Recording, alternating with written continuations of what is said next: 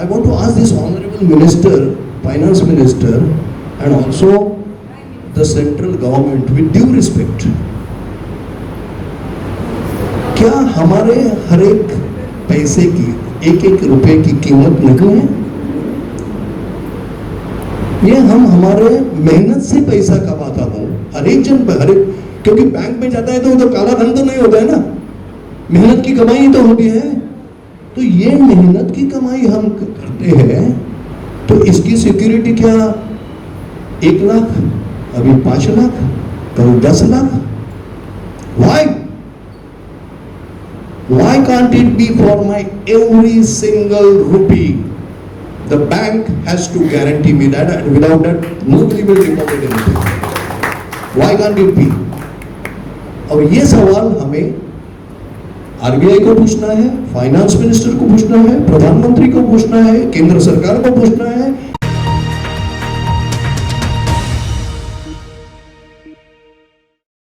जागतिक ग्राहक हक्क दिनानिमित्त तुम्हा सर्व ग्राहकांना हार्दिक शुभेच्छा।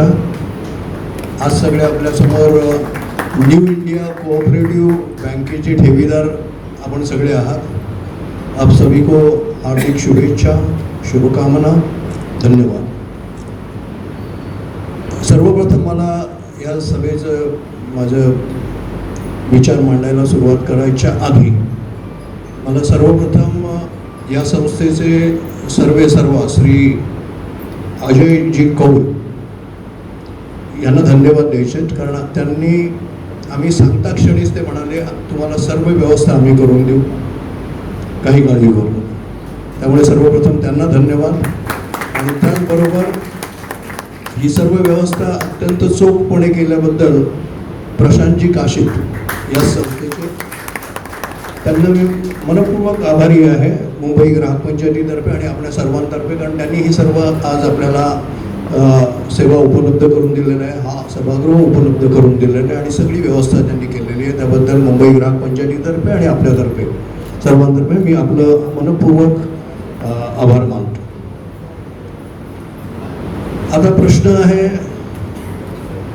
13 फेब्रुवारीला रिजर्व बैंक, ये जो बैंकों की बैंक कही जाती है, रेगुलेटर ऑफ द बैंक, इन्होंने एक सर्कुलर निकाला 13 फरवरी।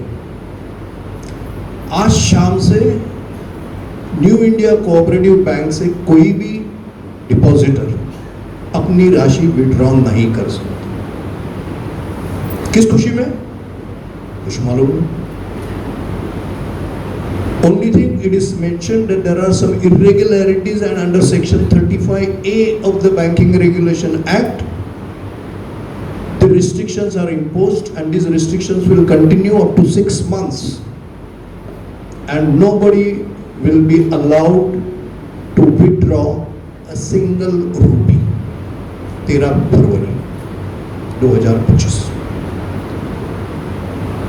दूसरे दिन 14 फरवरी 2025 ये जो DICGC, जिसके बारे में मेरे बहन ने कहा, शर्मिला जी ने, उनका सर्कुलर, रिजर्व बैंक ने न्यू इंडिया कोऑपरेटिव बैंक पे रिस्ट्रिक्शन घोषित की है।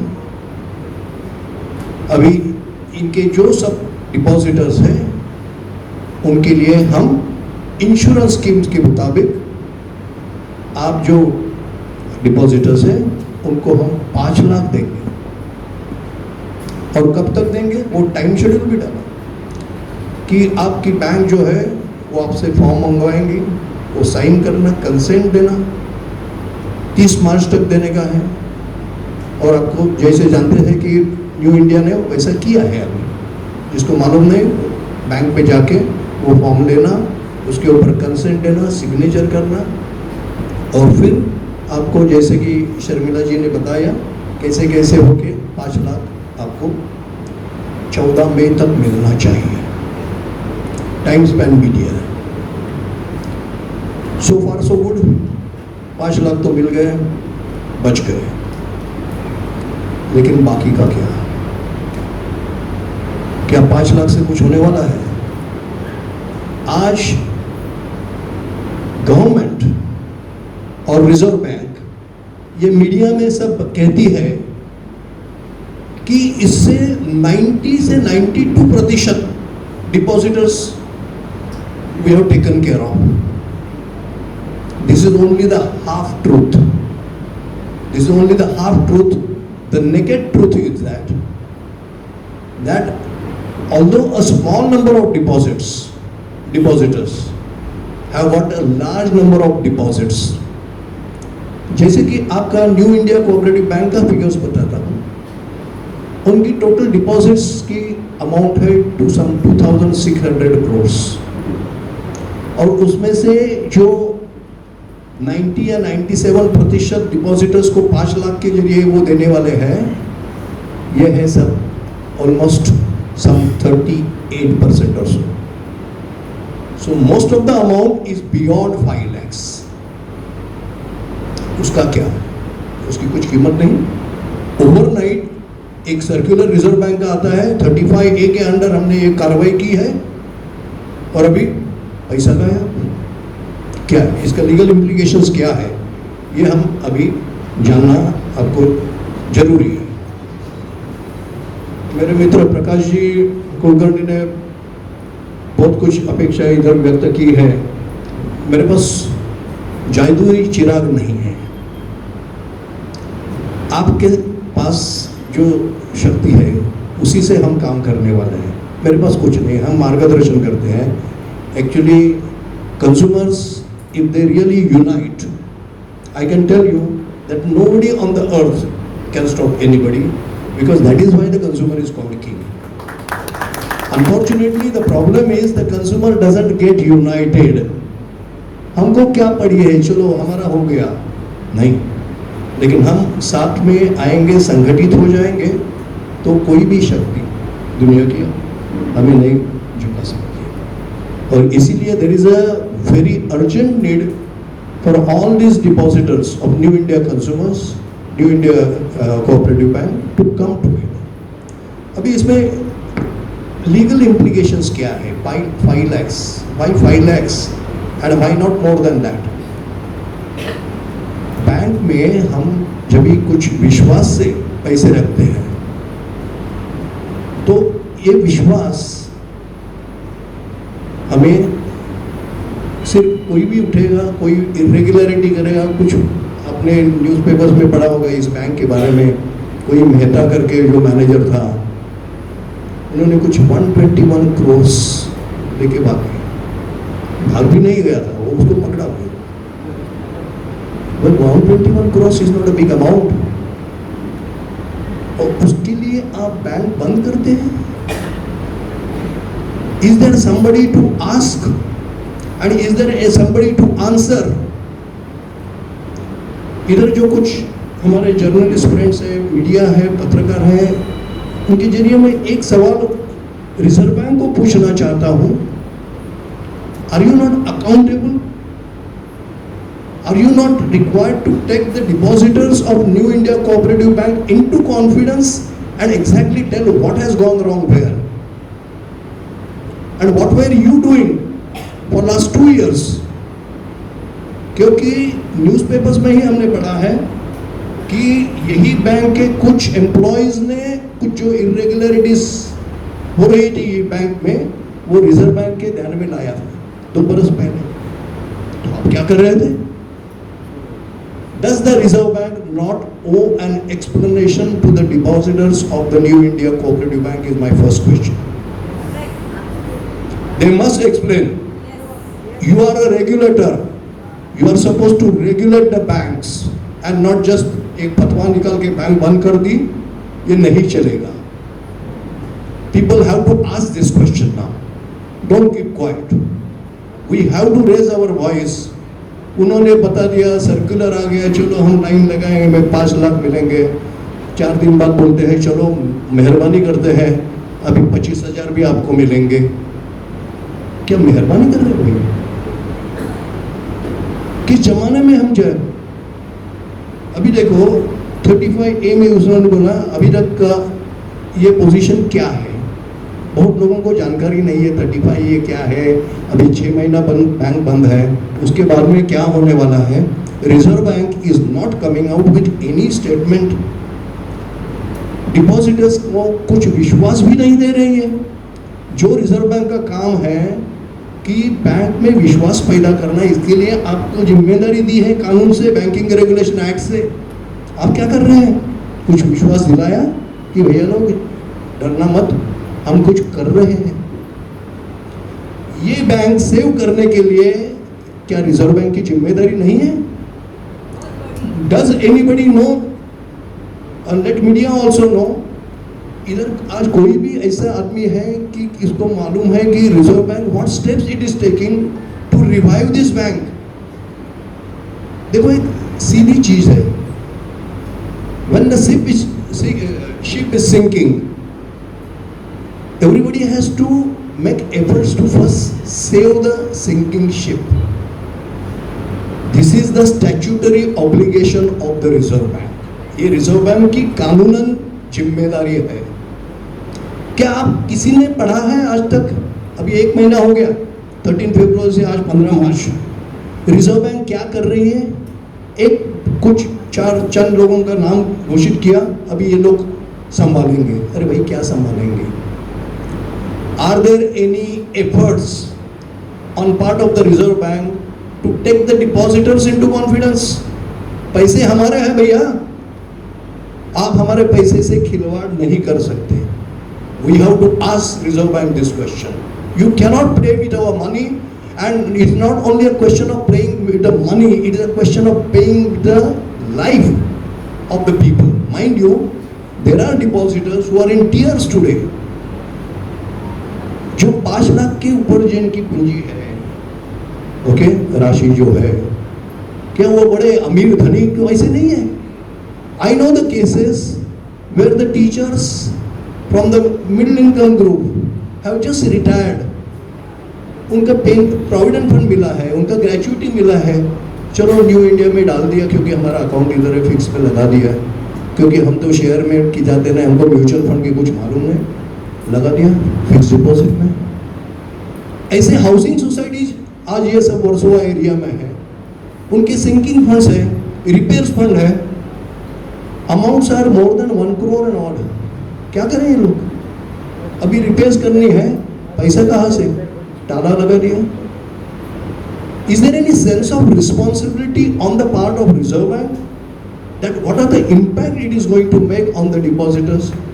Just there is no sensitivity to that effect. ये हमारे पैसे से भी खेल रहे हैं और हमारे जिंदगी से भी खेल रहे हैं, और that's why it's very serious and Mumbai ग्राहक panchayat has taken very serious note of this। और ये सिर्फ अभी नहीं है, अभी आज हमारे में मौजूद है कोई सिटी कोऑपरेटिव बैंक के भी प्रतिनिधि आज इधर उपस्थित है। इन लोगों का भी वही हो गया, उसके पहले पीएमसी बैंक का भी वही हो गया, सीकेबी बैंक कोऑपरेटिव का भी वही हो गया। ये क्या चल रहा है सिलसिला? क्या ये कुछ षड्यंत्र है कि कोऑपरेटिव बैंक को सब हम, जैसे कि मेरे दोस्त प्रकाश कुलकर्णी जी ने कहा कि क्या ये षड्यंत्र है कि सब कोऑपरेटिव बैंक हम इकोनॉमी से निकाल डालेंगे? We have to think over it and we have to ask government what are you up to, and we have to ask Reserve Bank what are you up to।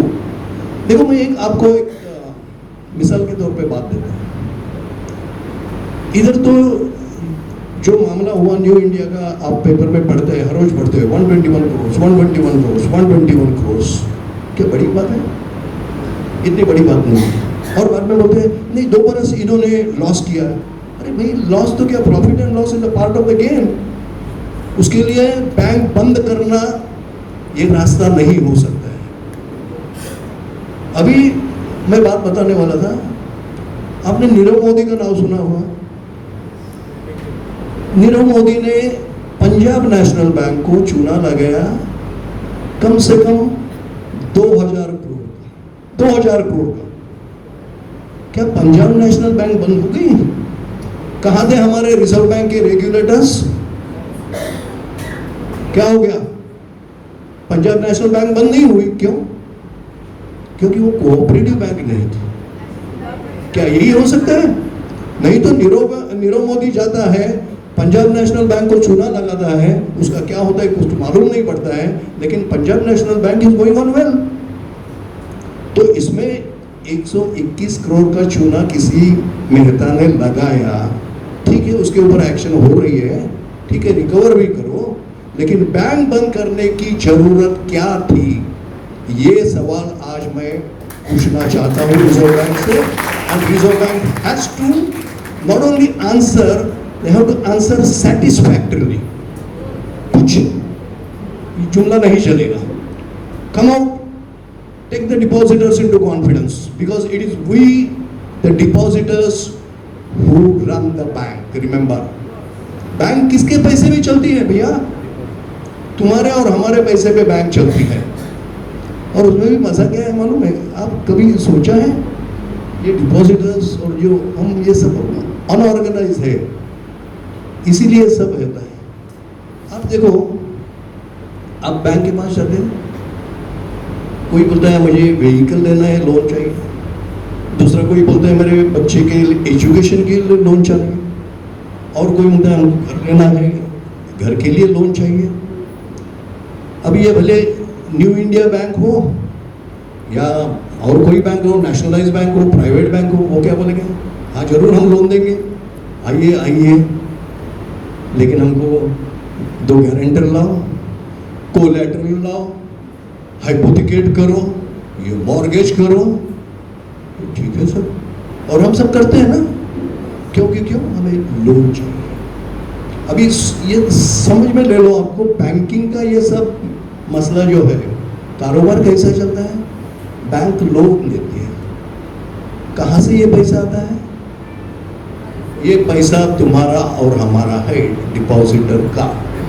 हम savings bank खुलते हैं, हम हमारे current bank होते हैं, current account होते हैं, हमारे फिक्स डिपॉजिट्स होते हैं, हमारे रिकरिंग डिपॉजिट होते हैं, और हम जब भी पैसे लेके जाते हैं हम सीधा देते हैं।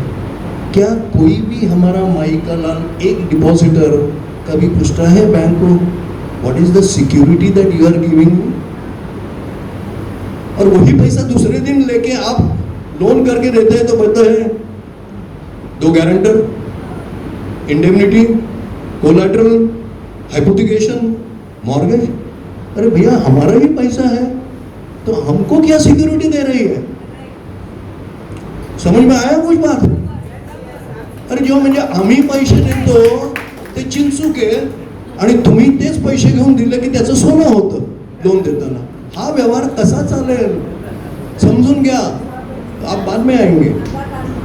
ये समझ में आना है कि हमारा ही पैसा जिसके ऊपर बैंक प्रॉफिट करती है, बिजनेस करती है, और जिसके ऊपर इकोनॉमी हमारे देश की चलती है, इसमें हम डिपॉजिटर्स को या उपभोक्ताओं को किस तरह ट्रीट किया जाता है, ये मैंने आपको कहा कि पैसा हमारा ही लेता है ना, डिपॉजिट्स हमारे, उसके ऊपर आप 2-3% ज़्यादा लेके उनको इंटरेस्ट लगा के चलता है, क्योंकि हमें भी इंटरेस्ट मिलता है।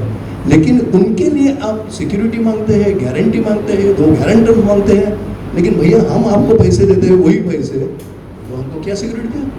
और बोलते हैं 5 लाख किया ना हमने, देखो 2020 में तो 1 लाख था, अभी हमने 5 लाख बढ़ा दिया, अभी भी न्यूज़ है और कुछ 5 का 10 लाख होने वाला है।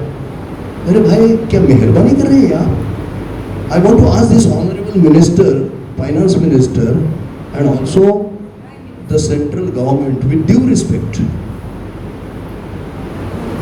क्या हमारे हर एक पैसे की, 1-1 रुपए की कीमत नहीं है? ये हम हमारे मेहनत से पैसा कमाता हूँ, हर एक जन, हर एक, क्योंकि बैंक में जाता है तो वो तो काला धन तो नहीं होता है ना, मेहनत की कमाई तो होती है। तो ये मेहनत की कमाई हम करते हैं, तो इसकी सिक्योरिटी क्या? 1 लाख, अभी 5 लाख, कल 10 lakh. Why can't it be for my every single rupee? The bank has to guarantee me that, and without that, nobody will deposit anything. Why can't it be? और ये सवाल हमें आरबीआई को पूछना है, फाइनेंस मिनिस्टर को पूछना है, प्रधानमंत्री को पूछना है, केंद्र सरकार को पूछना है, हमारे जो जो लोक प्रतिनिधि है, MLAs है, MPs है, हम सब लोगों को पूछने वाला है क्या भैया आपका भी पैसा नहीं होता है बैंक में? अलग होता है वो बात अलग है, लेकिन बैंक में भी तो होता है, उसकी सिक्योरिटी नहीं। So we are coming to the basic fundamental question that Mumbai Grahak Manch has taken a firm view कि बैंक का हर डिपॉजिट, वो प्राइवेट बैंक का हो, फॉरेन बैंक का हो, नेशनलाइज बैंक का हो, कोऑपरेटिव बैंक का हो, कोऑपरेटिव बैंक अर्बन हो या रूरल हो, कोई भी बैंक का कोई भी डिपॉजिटर का हर एक पैसा इंश्योरेंस से सिक्योर होना चाहिए। ऐसी मांग हमने फाइनेंस मिनिस्टर को ऑलरेडी की है बजट के पहले। हमने ये भी कहा है कि 5 लाख और आप बढ़ा के 10 लाख देगा तो भी नहीं चलेगा पूरा। Why not? Otherwise you convince us logically why you cannot give. Why you cannot give? और अभी मैं आ रहा हूँ DICGC, ये जो सरकारी इंश्योरेंस कंपनी है बैंकों के लिए सिर्फ, ये बड़ी गजब की बात है।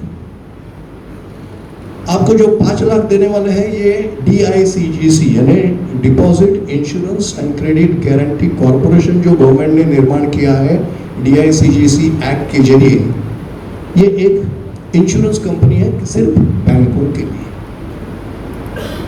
अभी ये बैंक आपको 5 लाख देने वाले हैं, मेहरबानी नहीं करना, लेकिन इसमें काफी सीरियस बातें हैं जिससे मैं ना सिर्फ आपका ध्यानाकर्षण करना चाहता हूँ, लेकिन मीडिया के थ्रू सभी लोगों का और हमारे सभी लोक प्रतिनिधि को, शायद हमारे जो मिनिस्टर्स हैं उनको भी मालूम नहीं होगा, इसे कुछ फैक्ट्स है उसके बारे में मैं ध्यानाकर्षण अभी करना चाहता हूँ। अभी जरा वो एक स्लाइड हम DICGC के ऊपर जाएंगे। ये DICGC, ये जो इंश्योरेंस कंपनी है, ये DICGC एक्ट जो कहता है, जैसे कि शर्मिला जी ने पहले कहा कि हर एक बैंक को, वो भले नेशनलाइज बैंक है, foreign bank operating in India हो, कोऑपरेटिव बैंक हो या किसी स्मॉल बैंक हो, हर बैंक को इंश्योरेंस लेना कंपल्सरी है। और जब भी आपको मालूम है इंश्योरेंस बोलेगा तो प्रीमियम आता है। हम भी इंश्योरेंस लेते हैं ना, हम व्हीकल का इंश्योरेंस लेते हैं, लाइफ इंश्योरेंस लेते हैं, मेडिक्लेम इंश्योरेंस लेते हैं, कोई भी अमाउंट सम इंश्योर्ड होते हैं उसके कुछ छोटे प्रतिशत हम प्रीमियम देते हैं और उसके बदलाव में हमको if the risk occurs then that insurance company is supposed to pay you that sum insured. तभी ऐसा नहीं बोल सकते कि भैया आपने तो मेडिक्लेम में आपने कितना प्रीमियम दिया, 20,000 ही दिया, लेकिन अभी आपका बिल तो आया 5 लाख रुपया। ऐसे तो नहीं बोलती है ना। If the some insured is 5 lakhs, they have to give 5 lakhs irrespective of whatever the bank premium you are giving. So ये इंश्योरेंस का मसला क्या होता है कि insurance company is supposed to insure the risk that is involve in any transaction. अभी banking में risk क्या होती है कि बैंक डूब जा सकती है, तो उसमें रिस्क कवर करने के लिए अभी इन्होंने, गवर्नमेंट ने डिसाइड किया है कि हम 5 लाख तक ही इंश्योरेंस करें। अभी क्या इसमें कुछ कानूनन रोक है? Is there anybody who stopping the government from making the full amount insured? No, but it is the government's will, it's a government's decision. इन लोगों ने बहुत बड़े, पहले तो हमने 1500 रुपये देते थे 1961 में, सम इंश्योर्ड वॉज ओनली DC, फिर बढ़ाया 1 लाख किया, फिर 5 लाख किया, अभी कल हम 10 लाख कर रहे हैं, जो कुछ है। लेकिन the question is why not the full amount? What stops you? And this is the question for which I am seeking the answer from our honourable finance minister of the centre, Nirmala ji Sitharaman. हमें कुछ आप समझा देंगे कि आपकी तकलीफ क्या है, क्यों हमारे पूरे डिपॉजिट्स आप इंश्योर कर नहीं सकते, क्या बात है? तकलीफ क्या है? और अभी जो ये इंश्योरेंस कंपनी है DICGC, इसके कुछ हम फिगर्स देखेंगे और उसके फिगर्स के पहले में शायद ओके ठीक है, हम फिगर्स भी देखेंगे। वो फिगर्स ऐसे है,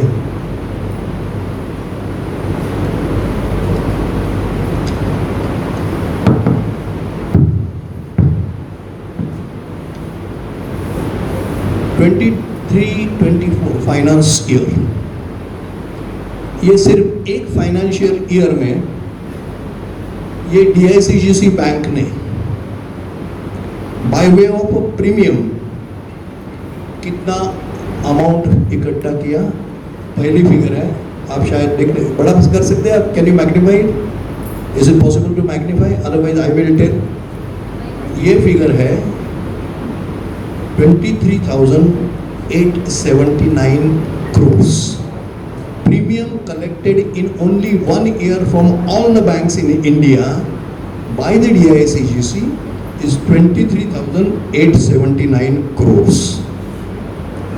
अभी इसके अगेंस्ट ये DICGC ने आज तक यानी सिर्फ फाइनेंशियल ईयर में नहीं बोल रहा हूँ, आज तक 1961 से आज तक बैंकों के जो क्लेम सेटल करके डिपॉजिटर्स को जो राशि दी है उसकी अमाउंट क्या है? 16,326 करोड़। 16,326 करोड़। इसका मतलब है हमने एक बरस में जितना किया है उससे भी कम हमने आज तक के 40 बरस में दिया है डिपॉजिटर्स को। तो नेचुरली DICGC के पास काफ़ी अमाउंट होगी। वो कितनी है? आज आप देखेंगे तो ये अमाउंट है डिपॉजिट इंश्योरेंस फंड 2019-20 में था 1 करोड़ 10 lakhs एंड ऑड। 2020-21 में गया 1 crore 29 lakhs, then 1,46,000 and odd crore. अभी 23-24 में आज DICGC के पास डिपॉजिट इंश्योरेंस फंड के जरिए अमाउंट कितना है? 1,98,763 crores. They are flush with money. क्या करने वाले हैं आप ये पैसे से? क्या करने वाले हैं आप ये पैसे से? और आपको देना कितना है? अभी तक तो दिया 16,326 करोड़। अभी दूसरी बात मैं आपको बताता हूँ, ये जो बड़ा फंड है अभी उसमें फंड सरप्लस सब खर्चा रिड्यूस होने के बाद, कम होने के बाद जो सरप्लस है वो 23-24 में 1,81,866 करोड़। इतनी बड़ी अमाउंट आज DICGC के पास है। कहाँ से आई है? ये जो सब बैंक्स प्रीमियम भरते हैं वहाँ से आई है। और आपने कितना चल दिया? सिर्फ 16,326 करोड़। ओके, अभी आप खाली और एक हुआ, ये जो इंटरेस्ट, ये इनका सब जो डिपॉजिट है उनके ऊपर सिर्फ इंटरेस्ट, एनुअल इंटरेस्ट जो आता है वो कितना आता है? 22-23 बरस में ये DICGC ने सिर्फ इंटरेस्ट के नाम पे 11,908 करोड़ कमाए। 11,908 crores only by way of interest in one financial year 22-23। और 23-24 में इंटरेस्ट कितना कमाया? 13,947 13,947,000 crores। ये दोनों इंटरेस्ट जरा हम ऐड करेंगे तो it will come to more than 24,000 crores only by way of interest this DICGC has earned, as against 16,326 crores जो आज तक उन्होंने बांटा है आप लोगों के डिपॉजिटर्स जो बंद दी है बैंक। ये अभी प्रकाश जी ने हमें कहा कि गए कुछ बरसों में इतनी बैंक बंद हो गई, ये हो गई, उन सबको पैसा दिया है वो सिर्फ 16,326 को। The point I am trying to make is that ये DICGC के पास इतना पैसा होने के बाद गवर्नमेंट हमारी पूरी राशि इंश्योर क्यों नहीं कर सकती? अभी मिसाल के तौर पे हम न्यू इंडिया की बात करेंगे। न्यू इंडिया का ये जो एनुअल रिपोर्ट है 23-24, हमारी कुल राशि कितनी है? It is about 2600 odd crores। चलो पकड़ लो 2700 crores।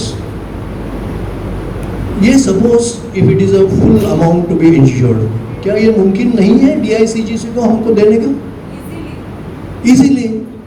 ये सिटी कोऑपरेटिव बैंक वाले को और कुछ अमाउंट होगी, उनको भी दे सकते हैं पूरी, लेकिन क्यों नहीं दे रहे हैं? और इसमें अभी मैं आपको और एक गंभीर बात बताना चाहता हूँ।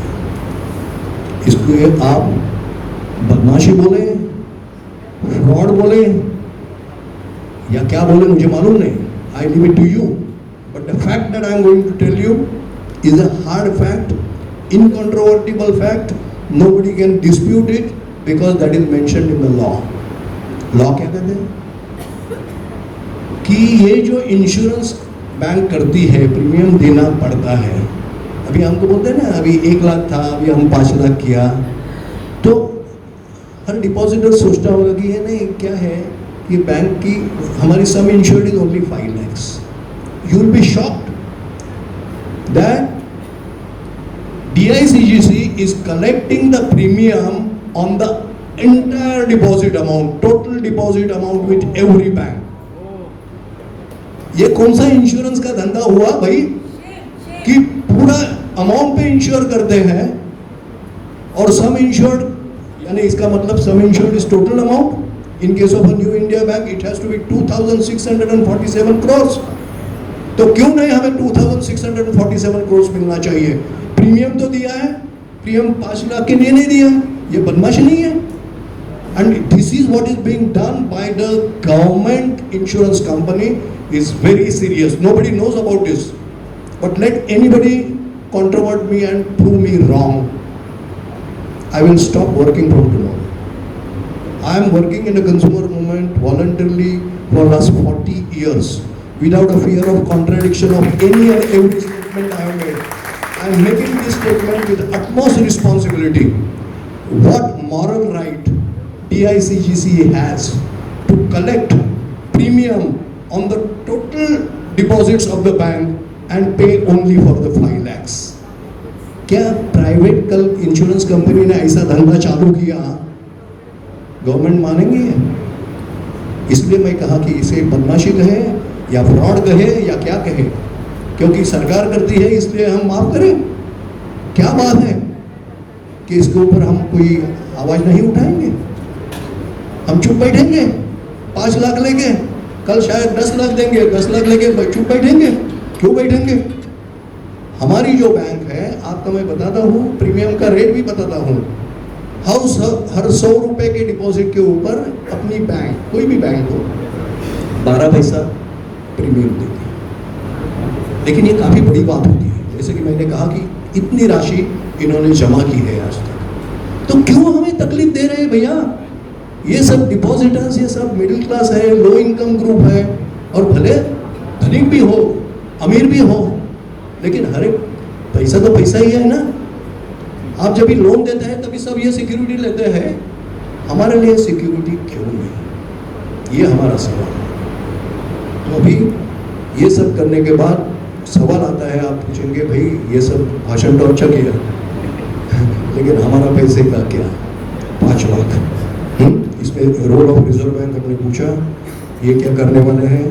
डिपॉजिटर्स, हमें, हमारी तो मांग है, हम सब लोगों ने इकट्ठा होके, संगठित होके इसे आवाज़ उठाना चाहिए कि हमारा हर रुपया, हमारे हर रुपये की, हर एक रुपये की राशि सिक्योर और सेफ होनी चाहिए। कोई भी बदमाश आके हमको ये करे, और जिस तरह से आप बैंक बंद कर रहे हैं उसे हमें अकाउंटेबिलिटी चाहिए। Take the depositors into confidence. I will just tell you one interesting feature in the law. जैसे कि शर्मिला जी ने कहा रेरा एक्ट आ गया, और रेरा में हमारी ग्राम पंचायत के काफ़ी योगदान रहा था, और उसमें एक प्रावधान है, जब भी आपको सबको मालूम है रियल इस्टेट प्रोजेक्ट्स होते हैं, कभी कभी घर मिलता भी है, डिले होते हैं, और कभी कभी प्रोजेक्ट्स फेल हो जाते हैं।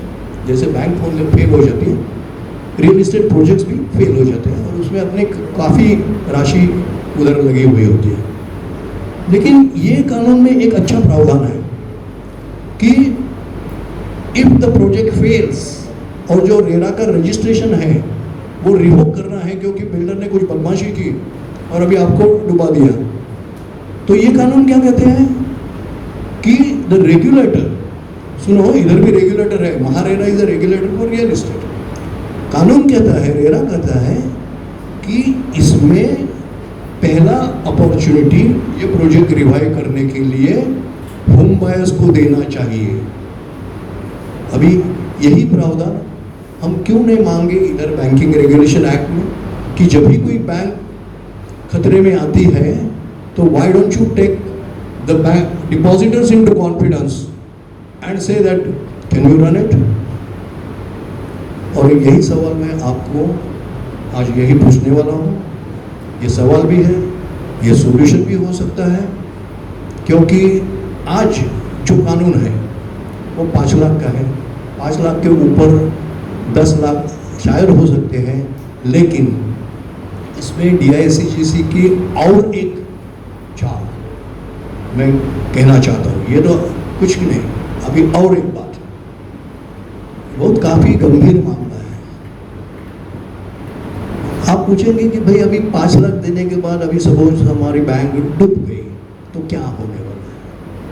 तो होने वाला ये है, प्रोसेस ऐसी होती है कि जो बैंक के जो पूरे एसेट्स होते हैं वो जो लिक्विडेटर अपॉइंट करता है वो लिक्विडेट करते हैं। जो कुछ देय रकम होती है लायबिलिटीज, ओके, वो देना होता है। लायबिलिटीज में हम लोग आते हैं डिपॉजिटर्स, हमारा तो पहला क्लेम है क्योंकि we are the creditors. 5 lakh के ऊपर का बैलेंस सब रकम the bank is liable to pay to us, suppose if they have some deposit amounts है, okay.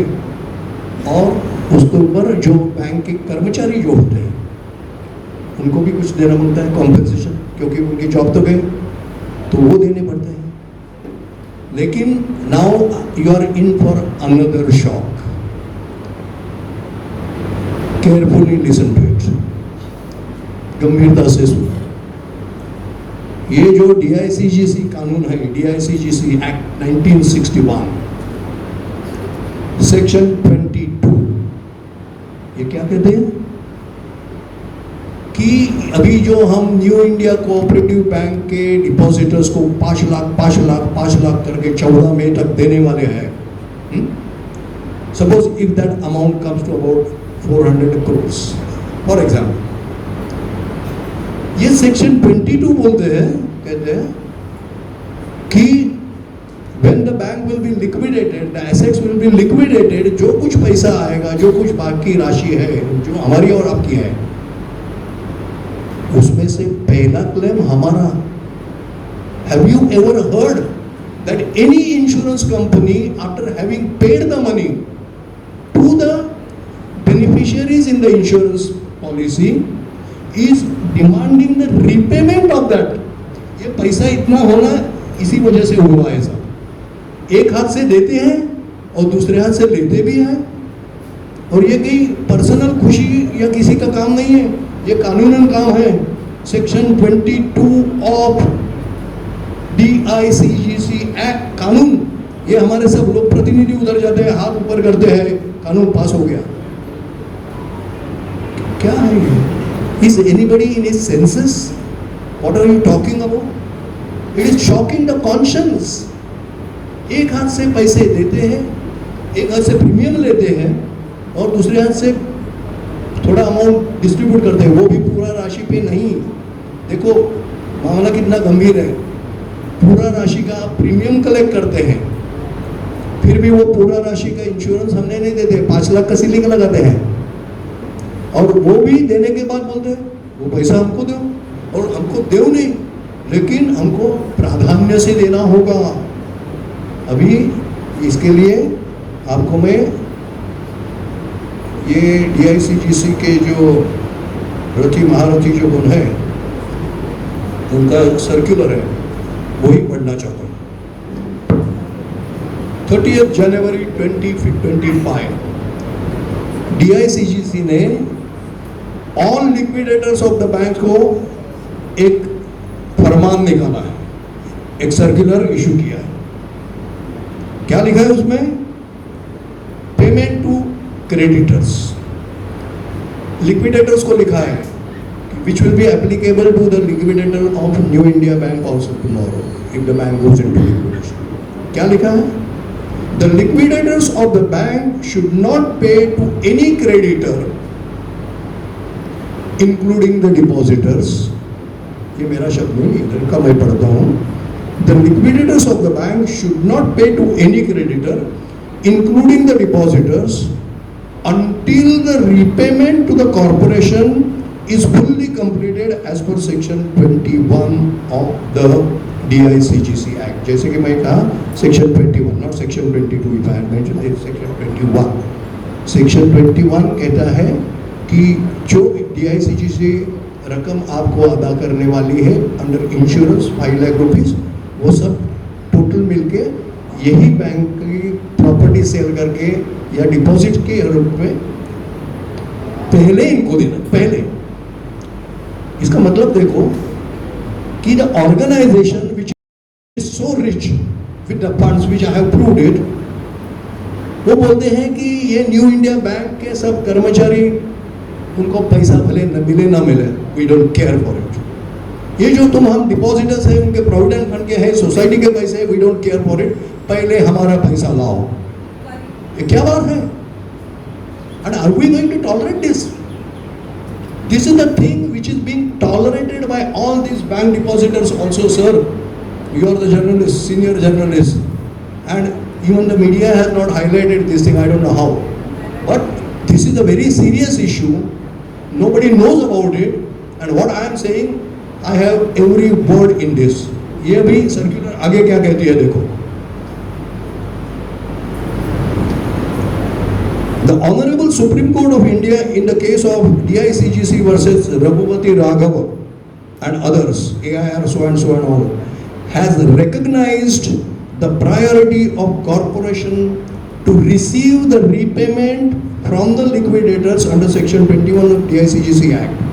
The Apex Court has also clarified in the said judgment that there shall not be any other preferential creditor who would be getting any amount from the liquidator till the amount payable under section 21 of the DGC Act is paid to the corporation.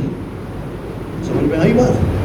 पहले हमको DICGC, आप भाड़ में गए, हमें आपकी परवाह नहीं। और ये कौन बोलते हैं?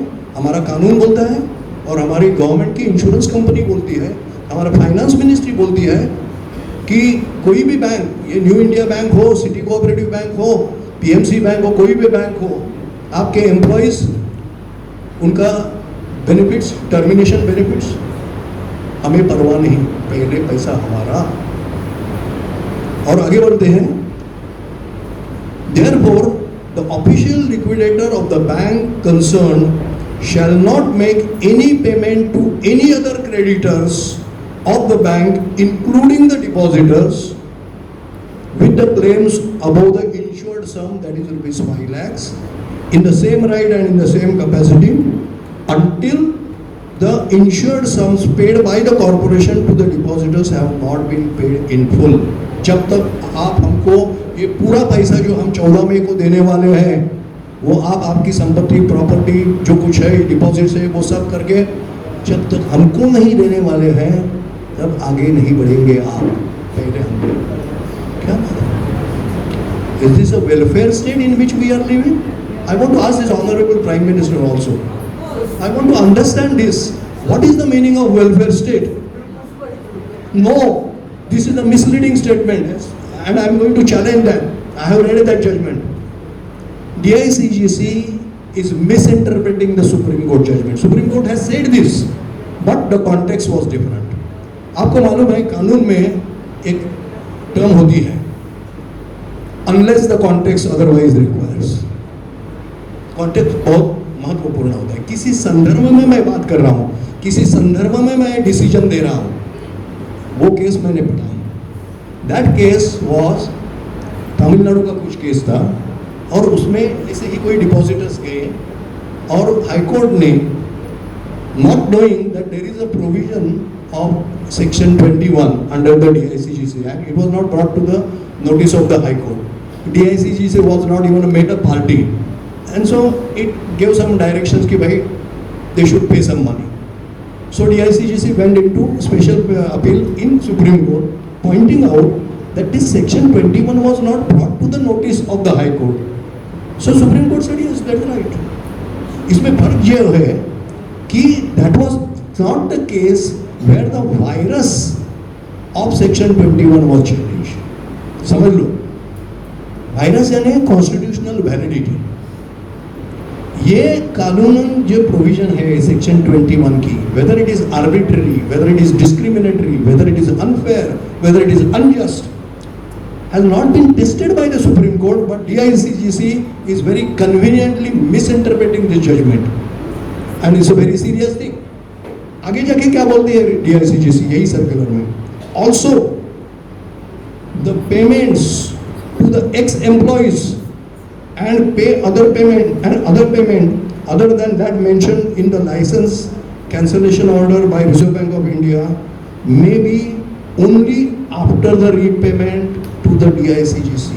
यानी एम्प्लॉइज का भी खतरा है, जॉब तो जाने वाला ही है, अरे भाई जॉब तो गया, they are on the streets, लेकिन जो कुछ राइटफुली लेबर वेलफेयर लेजिस्लेशन से उसके मुताबिक उनको कुछ जो राशि मिलने वाली है, ये इंश्योरेंस कंपनी, आपने कुछ बकासुर नाम का चीज से कहा था साहब, ये बकासुर ये है, उनको पैसा ही चाहिए, हर इधर से लाओ उधर से लाओ, प्रीमियम में लाओ, और प्रीमियम पूरा लेते हैं और सम देते हैं 5 लाख, और फिर बोलते हैं बाकी भी कुछ बेचेंगे तो पहला हमारा दे दो वापिस। The whole thing is a bloody mess. It's a mess. Is the central government aware of what they have done in this DICGC Act? And then nobody has questioned. I am surprised when I was going through all these things for last 1 whole month. And I must thank my friend here who is present from this City Cooperative Bank. I must acknowledge publicly. He is here. आप जरा खड़ा रहिए. He is a person with his another 2 colleagues. He is fighting on behalf of the City Cooperative Bank, जो it has been declared as a bankrupt.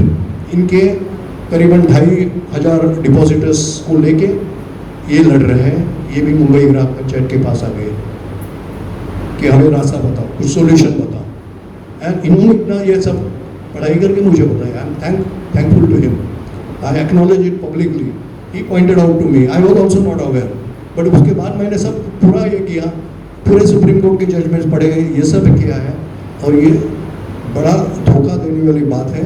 And this is highly objectionable, and I think the media must take it very seriously कि ये क्या चल रहा है, क्योंकि हम उपभोक्ता ऑर्गेनाइज नहीं है, अनऑर्गेनाइज है, या ignorant, we don't bother about it. So ये कि ऐसे ही चलने देंगे, अभी नहीं चलने देंगे। Enough is enough. I think we have to assert the right, and in fact today is the most appropriate day, being the Consumer Rights Day. This is the day on which John F. Kennedy in America conferred 4 rights to the consumers. उसके बाद हमने और 4, हमने यानी पूरे consumer movement ने, global consumer movement ने और 4 राइट्स ऐड किए। उसमें से 2-3 राइट्स हमें आज रिलेवेंट है। एक तो राइट टू इंफॉर्मेशन हमें नहीं मिला कुछ, अभी right to redressal and right to be heard, ये 2 हमारे राइट्स हैं। हमें ये राइट्स आज के मुहूर्त एसर्ट करना चाहिए। हम क्या करना चाहते हैं अभी, what we are going to do. आप जानना चाहते हैं कि भाई अभी हर एक को तो चाहिए कि भाई बहुत बात की हमने, पैसा मिलेगा क्या। फ्रेंड्स, चीज़ इतनी ईजी नहीं है। जैसे कि मैंने कहा, कानून के जो प्रावधान है इसके मुताबिक आपको 5 लाख के ऊपर मिलने की गुंजाइश नहीं है, तो फिर क्या करेंगे। That is only if the new India cooperative bank goes into liquidation. मुझे आपको आज ये अवश्य कहना चाहता हूँ मैं कि the bank is only operations have been suspended, bank is not closed.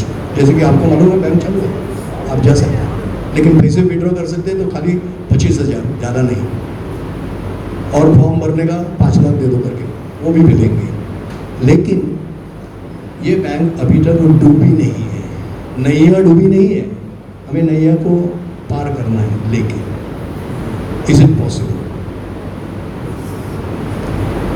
This is the question that we all depositors must ask. क्या हो रहा है? The issues, government will take action. जो कुछ आप पेपर में पढ़ते हैं, आज EOW ने ये किया, वो किया, इसको पकड़ा, उसको ये किया, ठीक है, सब चलने दो। उनके जो CAs हैं उन्होंने बैलेंस शीट कैसी कंफर्म की, रिजर्व बैंक ने क्या किया, काफ़ी सवाल है, वो चलने दो। लेकिन हमारे सामने आज ये महत्वपूर्ण सवाल ये है कि क्या हम ये न्यू इंडिया कोऑपरेटिव बैंक बचा सकते हैं या नहीं, बचाना चाहिए या नहीं, और आप कुछ करना चाहते हैं या नहीं। कहेंगे आप कुछ, आप बोलेंगे हाथ ऊपर करके कि हमें बैंक बचाना है? Yes, definitely. बचाएंगे। क्या करेंगे? हमें इसके लिए संगठित होना चाहिए। आपको मैं आह्वान करता हूँ कि मुंबई ग्राहक पंचायत के सदस्य बनो, आप मेंबर बनो 2 बरस के लिए। उसकी सब्सक्रिप्शन नॉमिनल है, 500 rupees for 2 years, it is nothing. आप पूछेंगे उसके बाद हमको क्या मिलेगा? आपको हमारी तरफ से हम ये issue we will take it up on behalf of, we are already partly take it up, we will take up this issue provided this depositors come together in large number. मैं आपको आज 15 तारीख है, 31 मार्च तक मुहलत दे रहा हूँ। 31 मार्च तक आप मुंबई ग्राहक पंचायत के मेंबर्स बन जाओ, क्योंकि देखो किसी भी कानून लड़ाई भी हो सकती है। जैसे कि मैंने कहा कि सेक्शन 21 ऑफ DICGC एक्ट हमें चैलेंज करना ही पड़ेगा। जब तक ये कानूनन दीवार है, ये तोड़नी पड़ेगी, और तोड़ने के 2 ही तरीके होते हैं। कैसे? एक, persuade the government to bring the amendment. We have already written to the finance minister for this purpose कि भाई ये जो सर्कुलर मैंने पढ़ा अभी 25 जनवरी का, विड्रॉ करो और सेक्शन 21 में प्रावधान करो, संशोधन करो और अमेंड करो एंड रिमूव दिस मिसचिफ। ये नहीं होगा तो देन हमें न्यायालय के दरवाजे खटखटाने पड़ेंगे, और वो करने के लिए जैसे कि अभी भी कहा इन्होंने, इस कॉस्टली अफेयर। उधर लॉयर, बड़े बड़े लॉयर्स होते हैं, उनकी फ़ी हर एक घंटे की लाखों में होती है, पैसे कहाँ से आएंगे? हमें हमारे पैसे बचाने हैं, प्राप्त करने हैं, तो हमें थोड़े पैसा देना पड़ेगा। आज तो शुरू में मैं आपको यही अपील करूंगा, आज हम आपसे वो एक्चुअल फीस के मुताबिक कुछ मांगना नहीं हूँ, मैं आपको यही आह्वान करता हूँ, मुंबई ग्राहक पंचायत के मेंबर बनो। आज हमारे सभी कार्यकर्ता उधर हैं, मीटिंग के बाद करो, नहीं तो और 8 दिन में करो, आपको सब मेंबर्स को करेंगे तो हम संगठित हो जाएंगे। ये संगठित शक्ति का प्रदर्शन हमें करना है, क्योंकि मैं एक बार आपको कहना चाहता हूँ, जब भी हम पब्लिक इंटरेस्ट लिटिगेशन हो या गवर्नमेंट रिप्रेजेंटेशन लेके गवर्नमेंट के पास जाते हैं, वो देखते हैं कि आपके साथ कितने लोग हैं, दैट मैटर्स। और कल समझो हम एक कुछ चंद चुने गिने 10 लोग लेके जाएंगे, it will not make a impact. If we have to make an impact, we have to show the solidarity, we have to show the strength, and we have to show the number. ये हो सकता है, तभी हम कुछ हासिल कर सकते हैं। तो इसीलिए मैं appeal to you is, let us become the members, strengthen the hands of Mumbai Grahak Panchayat. I am not assuring you the success, let me tell you, because I am always very careful, because success is not in my hands. Efforts are in our hands. And we will spare no efforts, we will spare no research। पूरा research करके हमारी पूरी team है, जैसे कि आपने आज शर्मिला रावनेडे को सुना, ऐसी हमारी काफ़ी अच्छी लीगल टीम है।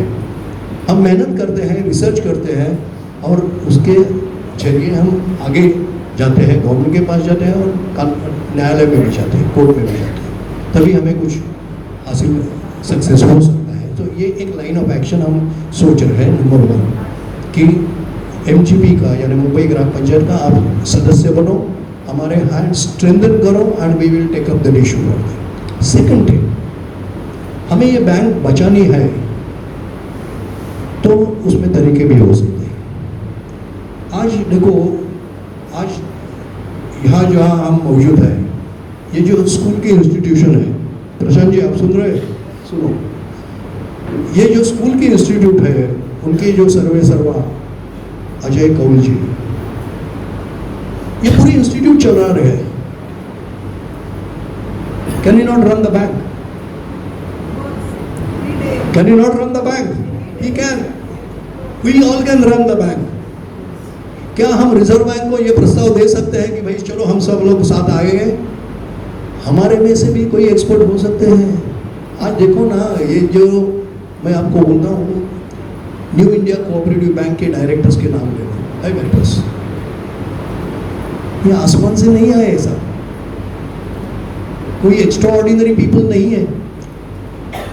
We all can manage the bank if we have determination, if we have honesty, हो सकता है। लेकिन उसके लिए हमें रिजर्व बैंक को प्रस्ताव देना चाहिए कि भाई आप ताला लगाने के पहले हमें दे दो, we will come together from our depositors themselves, we will get lot of ex bankers, हो सकता है काफ़ी, वो सब आगे हैं, we can form the thing, we can give the proposal. ठीक है, उसमें कुछ दिक्कतें तो आएगी, मुसीबतें तो आएगी, वो तो आनी है।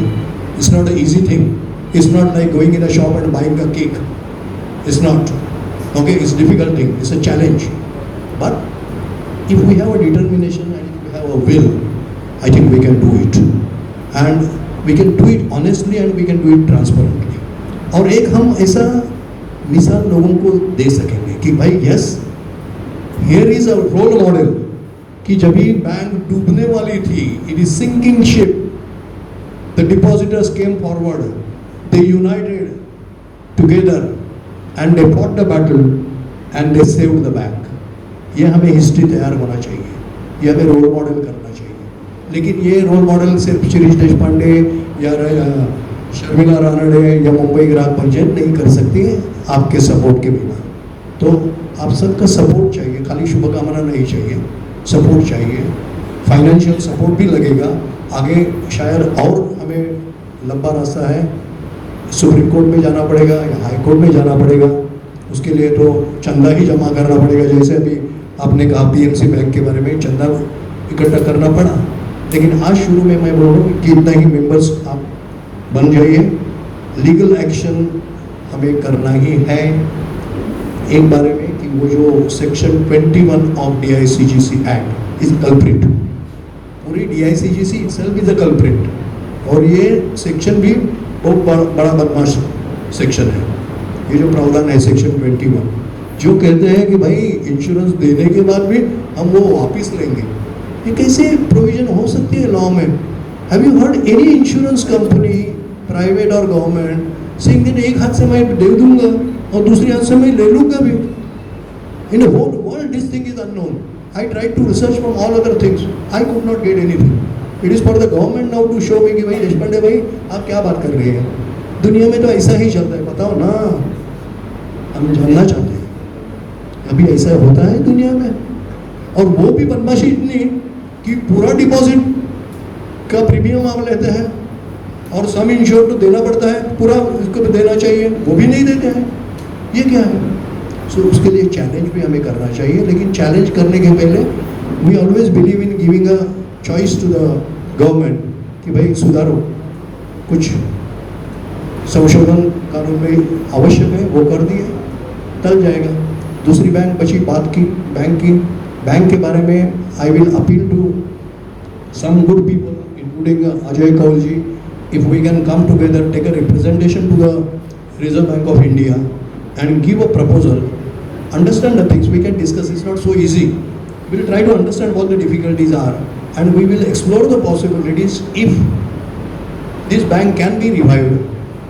If the depositors take the initiative, will they entrust this thing to us? ये भी हम कर सकते हैं.